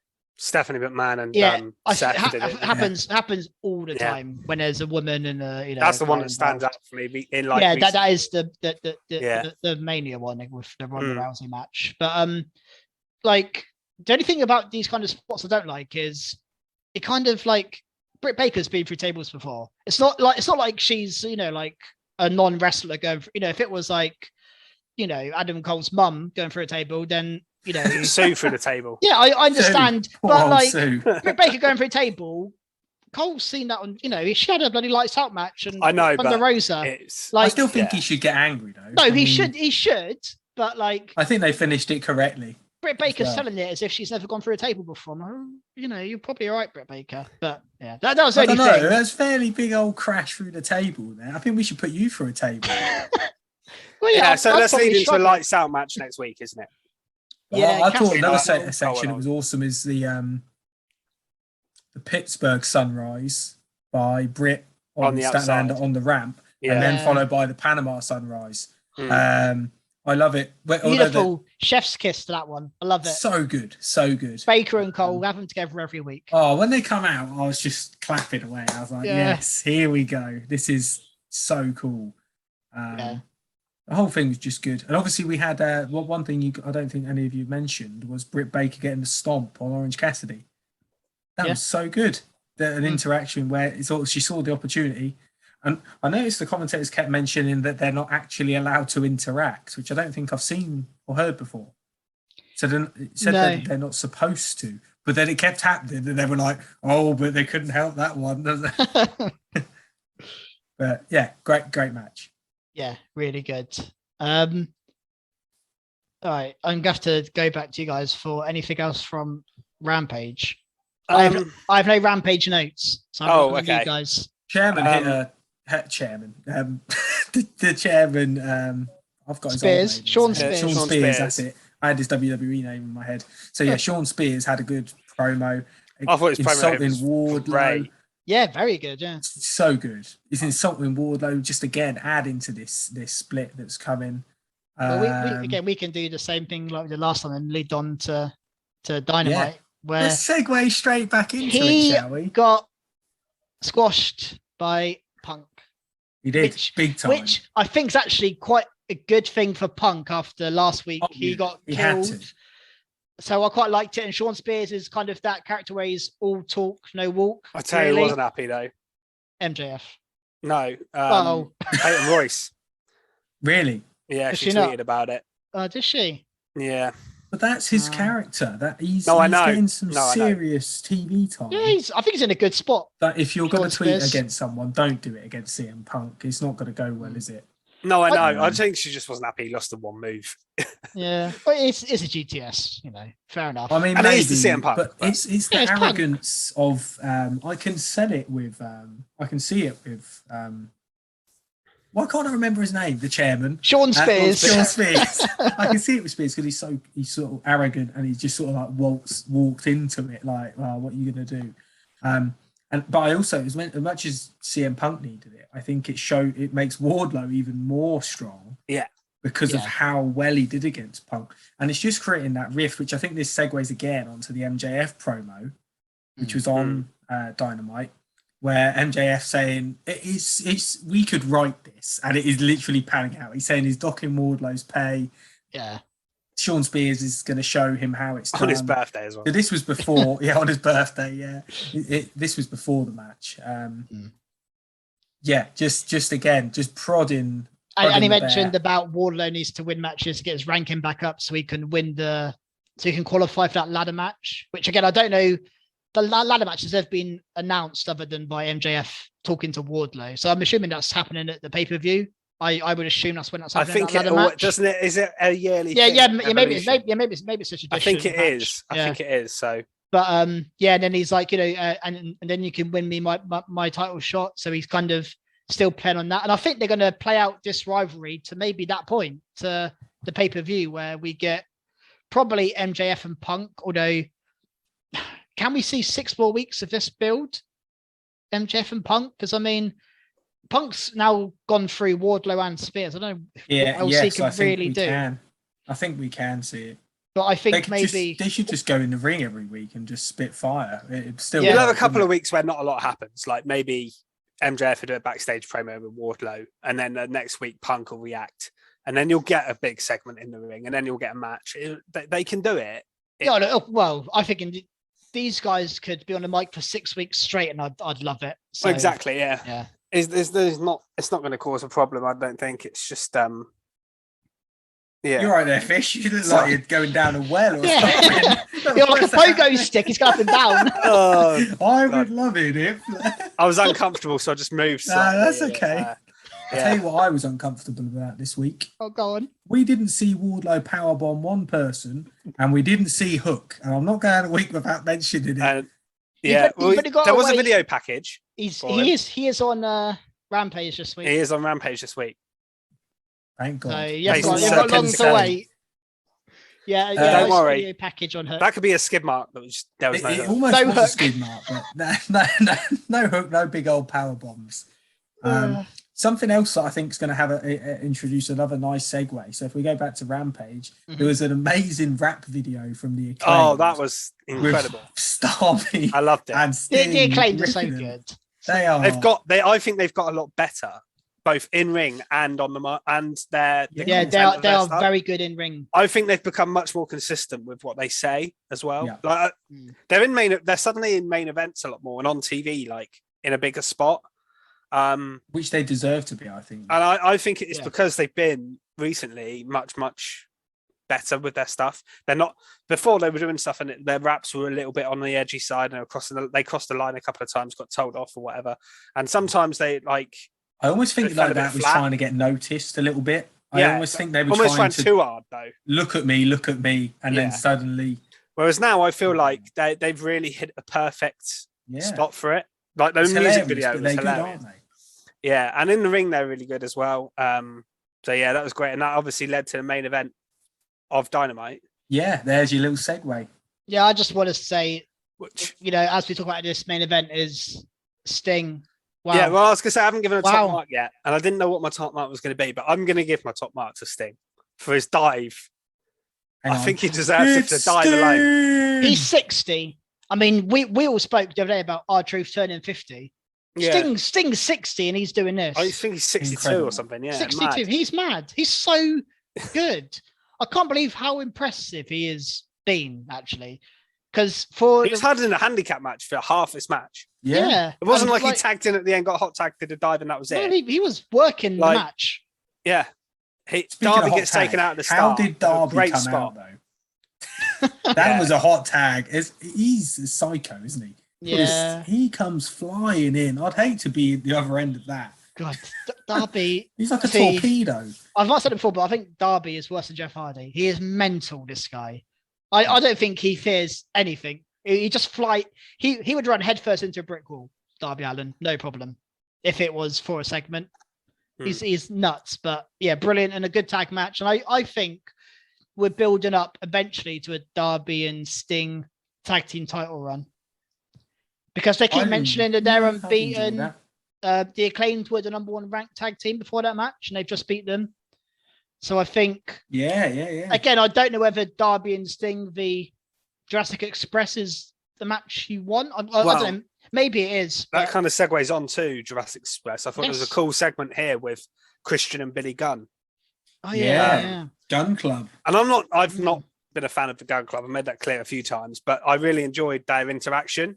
And Christian kind of putting them down, saying they're just like you, like they're never going to be quite main event level. Well, and also Christian made a good point where he was like, you've never beat anyone of relevance. He was like, you've got 45 wins over your win-loss record is, but who have you actually beat? And he's got a point because all their wins are on dark. So I quite like that he went there because they. And then Christian was kind of just like, you got to make a statement if you want to be, and then out of nowhere here they come and take Christian out. So I thought that was a good setup. I don't know if there's any chance of going to 2000. We are. Billy Gunn versus Christian Cage. Yeah, that's what we want to see. I do want to see it. Let's go. Last year's breakout star. Oh, here we go. Versus this year's potentially Billy Gunn. Who knows? Yeah, Billy Gunn for this might be the year that Billy Gunn breaks out. No, there's no chance anyone's going to be Hook. So that's a done deal, isn't it? Yeah, pretty much. That is true. Someone will have to come out of nowhere to do it. Yeah, so I think this is just going to be it's going to be Veer. 2021. He's never going to break out for sure. We're going to be here in December. He's still going to be coming soon. Veer. We're still going to be seeing those promos. I'll tell you what, though, when he finally comes, we're going to be excited. I know we are. We are. But yeah, so this is leading on to back to Billy Gunn and the Gun Club. This is leading on to a TV feud or a TV match for the belts where, just a good match to get Jurassic Express another win, which they got on Rampage as well. Yeah. And was that the main event? It was a main event, wasn't it, on Rampage? Yeah. One thing I think as well definitely needs to be mentioned on Dynamite was, unless there's anything else on Rampage, I don't think there is. I have nothing else. Really. Brody King made his debut here with Malachi. What a cool entrance! So badass. And it's cool to see another big man in AEW. Just a dominant display from them, as expected. Brody King's got a very interesting style. I think he's really interesting. That's what I use as interesting to Brody King. I think he's good, but he's interesting. He's different, isn't he? Yeah, he's different, especially to AEW style. Yeah, I just love. I mean, I actually quite like Black being on his own, so I don't think Black needed a team. But all right, the House of Black's a good. I think it's a cool. I think it's a cool idea. I think Brody King's about as good as you're going to get going with him. Just on look, he works. Yeah, I think maybe the Butcher might be another good potential. Yes, bring him back. Member. Come on, Butcher. And I think we actually mentioned last week that maybe Pac might be doing something because he went a bit of a weird promo and then he kind of come out on video after this match and kind of challenged Malachi. Yeah, this was quite good. Yeah, I'm looking forward to that. That'll be a good match. Pac Malachi or Pac v Brody King or Pac and Penta v Malachi and Brody. There's a few options you got here. With Death Triangle with Phoenix out for don't know how long. Hopefully not too long. But yeah, I mean, again, this can kind of segue on because we kind of mentioned it a bit. There was the Cody Rhodes promo. Yeah, I was gonna say we got to talk about Cody. When he was coming out, I thought I'm not going to like this. I don't know if I did like this. I did. Cody's promos confused me. I thought he was pretty fire. They're good because of the confusion. He almost gets too real with his promos. I almost feel that's part of it now. I think this has gone on so long.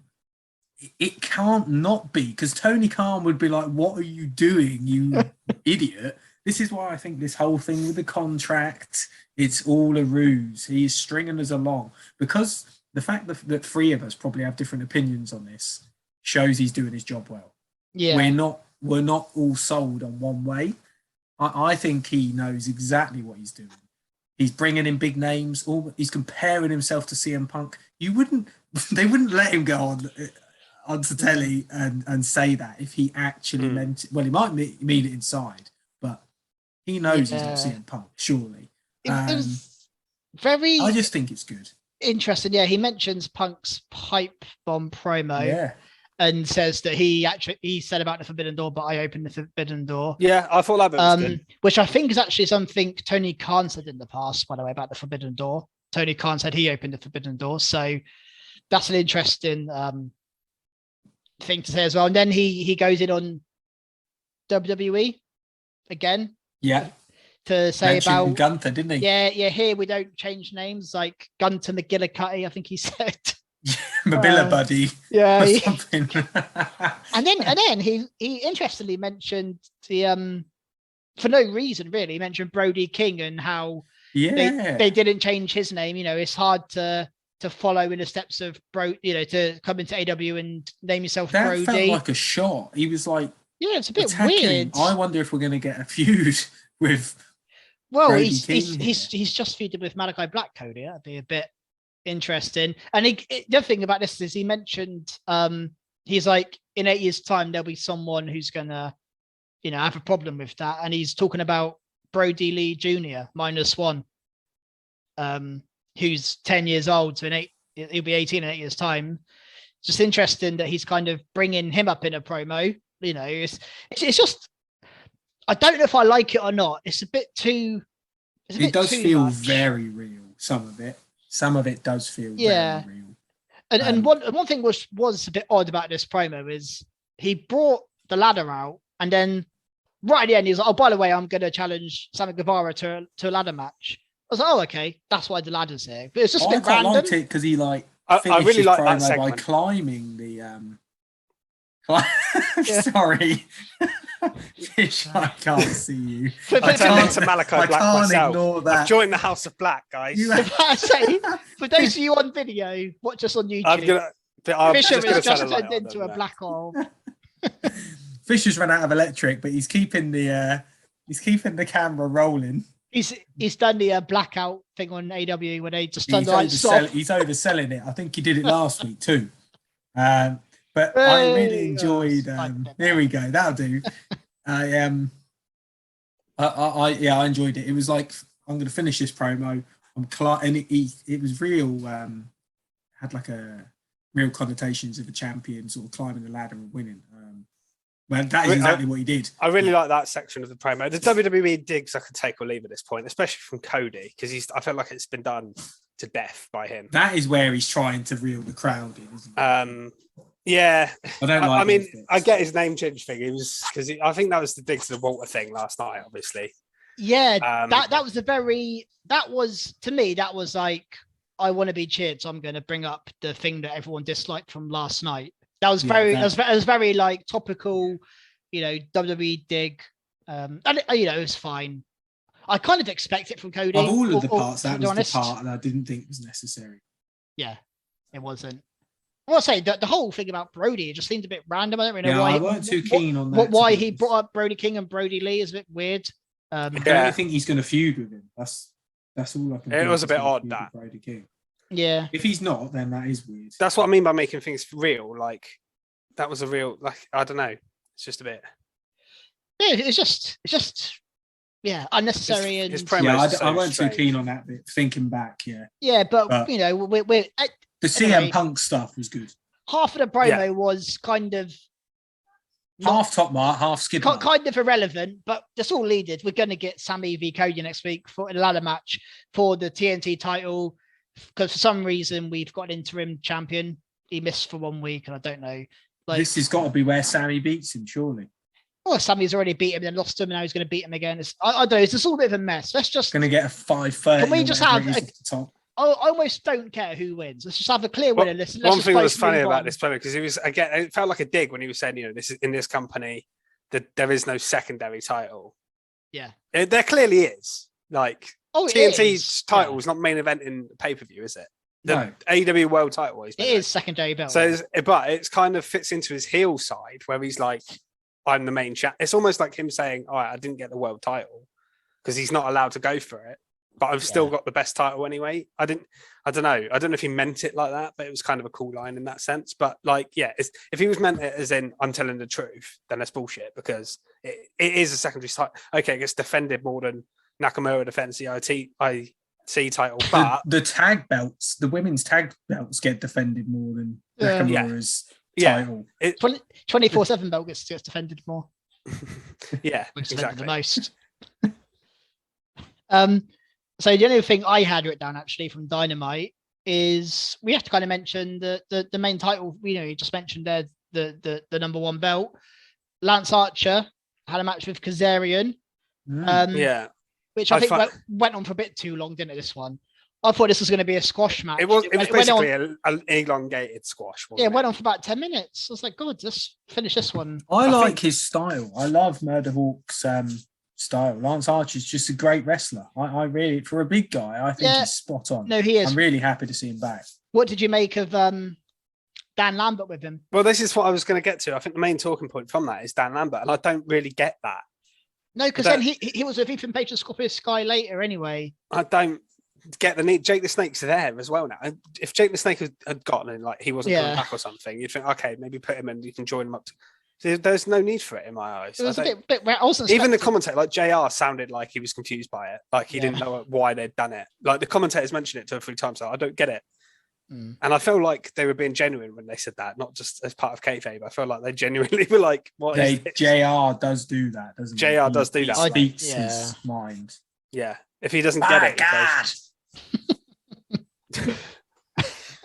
And then we had Hangman come out after, and they kind of come to blows. It's a good feud for Hangman to get. I quite liked how he went for the buckshot lariat, and then he countered it with a choke slam. Yeah. Archer. So I think it's a really nice feud for Hangman to kind of, like I say, he had his Brian one, which went on for an hour and a half, and this one will be, a decent length match, but I think it'll be a good win for him against the opponent, which is both credible and not much of a threat. I think Archer's kind of like the perfect spot. Yeah. Until he then goes on to Cole or Moxley or MJF or whoever he faces at the pay-per-view. He's going to move on, or Omega. I don't know if he's going to come back, but there's a lot of options beyond Archer for Hangman. But I think this is a good temporary feud. Anyway, was there anything else from AEW's TV? There's a little segment I wanted to mention that I really liked. Yep. Kind of leading on from earlier, actually, when we mentioned Trent Beretta, but there was a bit where Brandon Cutler had his camera set up, and normally, obviously, he just sets it up for the Young Bucks, but you had Trent and Rocky Romero do a promo on Brandon Cutler's camera, and they were being really nice to him because Rocky Romero started like going, the sort of talking shit about him, and then Trent was like, "No, the Young Bucks always bully him. Let's be nice." And it was just I thought it was a really good little promo from them to set up. Obviously, another match with the Young Bucks. Yeah, this is one of those where the match that's coming up, that is a match that was done in New Japan or wherever it was done, and they were an old tag team, Trent and Rocky Romero. But for me, and probably for a lot of casual, I say big fans now, but people that didn't watch New Japan, I don't particularly have, Rocky Romero and Trent Beretta seems really random to me. Yeah, but at least the Elite are feuding with the best friends anyway, so it kind of makes sense. It does, yeah, and I think this it's will not be just like it's been thrown out. Yeah, like I think this would be quite a nice, cool, big match for people that watch New Japan, and these guys had matches and feuds in the past, so this is a nice callback for them. But obviously, for me, this is just a random tag match. Yeah, I just like the promo and the idea of the camera with Brandon Cutler. One other little bit that was interesting, I feel needs to be mentioned as well, actually, was the Inner Circle promo. Oh, yeah. Yeah, and so they kind of look like they're telling their bits. I think we're going to get the Inner Circle split soon. I feel like they should have already split, to be honest with you, because they're not really together, are they? Yeah, but they haven't always been together. they kind of go back to each other every now and then. But like Sami did his own thing for ages. Yeah, and he kind of still is. Yeah, he still is really. And Santana and Ortiz kind of sometimes do. Hmm. And it's only really Hagel that doesn't go off on his own, and he's hardly featured. I haven't seen him for a while actually. Hagel. So yeah, I feel like the split there might be coming finally. Yeah, the thing is, I think this is all leading up to Kingston and Jericho. I think Kingston got injured, didn't he? So I think that's put that match on ice. Yeah, I think he'll probably be back by the pay-per-view though. So hopefully. Oh, okay, yeah. Well, yeah. I guess if Kingston's injured, they can still build up to that match because Kingston can just cut promos, so they don't need Kingston to be fit to build up that match. I guess as long as he's back for the pay-per-view and they can guarantee that. That's fair enough. Yeah, and I mean, eventually we may get like. I want to see if the Inner Circle do split. I kind of want to see something between Sami and Jericho because it feels like they were like really close together, and it's kind of. I know they've not really done a lot, but if you're going to split them, I feel like you need to do a story there. Yeah, as well. But we'll see how it goes. I think what's going to happen is just going to get Santana and Ortiz team with Kingston in the end or something like that rather than Jericho. It might not be, but like, versus Sami, Jericho, and Hager, maybe. Yeah, maybe. Yeah, could happen. I mean, I knew Santana and Ortiz from Impact, and their manager back there was Eddie Kingston. As so they makes sense. I quite liked them together back then. So yeah, again, to some people that won't mean anything because no one will. I think they suit each other though. Their characters are. They do. They're all quite gritty, aren't they? So yeah, they are. It does kind of work. Is there anything else?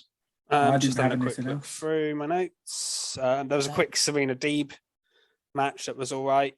Oh yeah, just one thing on that is I think her submission finisher. Some submissions you think, oh, that is quite painful, but not. I think hers that looks proper painful. Her finisher, she proper bends her legs. She back. left it in as well, didn't she? Yeah, God, I was like, get off Sky Blue. I was like, that's gonna bloody hurt. So I think she's a really good heel character at the moment, and I think she is. Her in ring is as good as it kind of gets on AEW's roster. I think she's that good. Personally. Yeah, and and there's a little interesting bit with Layla Hirsch turning as well. I like Layla Hirsch, so I was kind of happy to see that. Fisher's favourite, Layla Hirsch. I just want to see her do something because I think she's got potential. And she's going to fight Red Velvet soon. Yeah, I was glad to see a bit of fire out in of that. your mum's oven. And there was also another little. Try your mum's kitchen. That's it. Yeah. Your mum's oven. With Matt Hardy and Andrade, I mean, I don't know what to make of that, but yeah, they're joining forces. Just hooray! Messy. Just adding an extra member to Hardy family. Such a rambly business promo as well. He's like going through all the details. I was like, I don't really care. I'd rather Andrade was on his own and just did his own thing rather than just get away from Matt Hardy. Everyone away from Matt Hardy, please. And then bring Jeff in and put them together. Have Matt and Jeff together, no Let's problem. Just do that. Private party. That's all that can save it now. And they had the Blade and the Buddy in the background as if like, why are they still with Matt Hardy? I don't know. But they don't do anything, do they? No, and then I don't know why would Andrade try and get in with Matt Hardy? Matt Hardy's been an absolute train wreck for a long time. all his teams lose their matches. I don't know why you want to be with him. Yeah, it doesn't make much sense, does it? He was doing deals with MJF and FTR recently. I was like, oh, that makes sense because they're successful at least. But yeah, I don't know. It is what it is. Well, yeah, I don't have anything else from AEW. No, nor do I. I want to end on a positive because that was quite a negative finish there, randomly laying into legendary Matt Hardy. But something we didn't talk about from Raw. I'm going way back. Sorry, way up there. There was a big 8-man tag, and right at the end, Rey and Dominic Mysterio threw the Street Profits over the ropes, and then Rey threw Dominic out. And I just thought that was a really good segment because I know for a while we were discussing whether they were going to split, but it was a really good match. Yeah. we were discussing whether they were going to have a feud, which I think's kind of gone now, unfortunately. I think that would have been great, but Yeah. that was just a little tease, I think. Like, it was just quite fun. I did enjoy that. Yeah, I mean, yeah, that's something I haven't thought about for ages, actually. I wonder if Ray's going to get a bit of a push because he's on the cover of WWE Game, 2K20 too. Yeah, a good So- do. I didn't know that. That's huge. Yeah, That is, yeah. I mean, what was it? 2 years ago, it was was Seth. 2 years ago. And that's a big money maker. So they'll push him because Yeah, it just. I was Yeah, I he's was a a bit big money surprised, maker. but it's cool. It's cool for him. but there's your little positive to end on, I think. If we're done. Yeah, and in that match as well, you got Montez Ford's amazing frog splash like you normally get. Oh, he almost hit So the it gets roof. higher every time. That man is incredible. He's going to hit the roof next time. He's going so high. That's what If he I gets just any said. higher, it'll I be Matt literally Riddle. just said that. Well, I'm repeating. I'm I'm going to backing do you my up. Cody Rhodes. I'm backing you up. Did you like it that much? Right. So is that everything for this week, guys? I think it has to be now. I think it's time to recharge our batteries then. In that case, well, my arms are disappearing. What's going on? I'm just a floating head. What, man? So, Mr. Head. no, people who just listen to the podcast won't have a clue what we're talking about and half of this Yeah. stuff. That's So- why I need to watch our YouTube. Yeah. So, talking of YouTube, find us on YouTube, our new channel. We've uploaded a couple of videos. Our first podcast one went up last week. We're going to be uploading random little news bits like I did with the Mustafa Ali one last week as well. So find us on YouTube, Recharge Wrestling. Obviously, follow us on our Twitter at Recharge Wrestle and Facebook as well. Follow the Robot Republic at Robot Republic _, who is our parent company. They have loads of other great podcasts that you can listen to related to gaming, horror stuff, nerd stuff, all kinds of things, really. And so we'll see you next week. Goodbye. So, yeah. Thanks.